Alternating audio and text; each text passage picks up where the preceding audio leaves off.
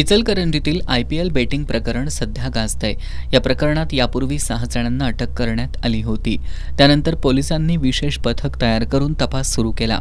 या प्रकरणात पोलिसांनी आणखी मोठी कारवाई करत भाजपचा नगरसेवक नितेश उर्फ गोट्या पवारसह 3 जणांना अटक केली आहे। यामुळे अटकेतील आरोपींची संख्या 9 वर पोहोचली आहे। पोलिसांकडून संशयितांच्या आर्थिक व्यवहारांची तसंच या रॅकेटशी संबंधित इतर व्यक्तींची चौकशी सुरू असतानाच यामध्ये आमदार राहुल आवाडे यांचा निकटवर्तीय तथा भाजपचा नगरसेवक नितेश उर्फ गोट्या पवार याच्यासह सचिन हलकापुरे, मनीष सागावकर यांना आज पोलिसांनी अटक केली आहे। या तिघांना आणि यापूर्वी अटक केलेल्या 6 जणांना आज न्यायालयात हजर केलं असता न्यायालयानं सर्वांना 4 दिवसांची पोलीस कोठडी सुनावली आहे। या प्रकरणात भाजपचा नगरसेवक नितेश पवार याला पोलिसांनी अटक केल्यानंतर शिवाजीनगर पोलीस ठाण्याबाहेर भाजपच्या काही नगरसेवकांसह कार्यकर्त्यांनी मोठी गर्दी केली होती।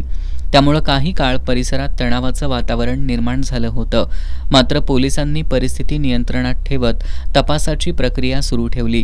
यामध्ये पोलिसांनी आतापर्यंत 3 आलिशान गाड्या, रोख रक्कम, मोबाईल, लॅपटॉप असा 59 लाख रुपयांचा मुद्देमाल जप्त केलाय। या प्रकरणाचा तपास सध्या वेगानं सुरू असून आणखी काही संशयितांना चौकशीसाठी ताब्यात घेतलं जाण्याची शक्यता पोलिसांकडून व्यक्त करण्यात येतेय। या कारवाईमुळे राजकीय वर्तुळात मोठी खळबळ उडाली असून पोलिसांचा तपास आता राजस्थानपर्यंत पोहोचल्याची माहिती समोर येतेय। कोल्हापूरसह सांगली आणि सातारा जिल्ह्यामध्ये या बेटिंग नेटवर्कचा संबंध असल्याची शक्यता तपासली जातेय।